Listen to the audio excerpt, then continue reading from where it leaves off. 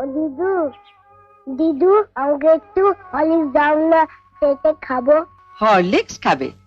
ওইখানে হরলিক্স পড়ে আছে, যা গিয়ে চেটে চেটে খা।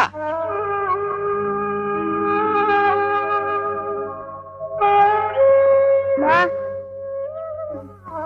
মা দিদি বললো হরলিক্সটা খেতে, শুয়ে পড়ে চেটে চেটে খেয়ে নেবো।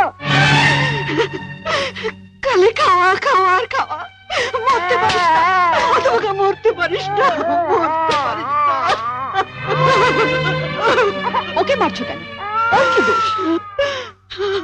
আমি আর পাচ্ছি না ছোট, মা হয়ে ছেলেকে একটু হরলিক্স খাওয়াতে পারবো না, সে অধিকারটুকু আমার নেই।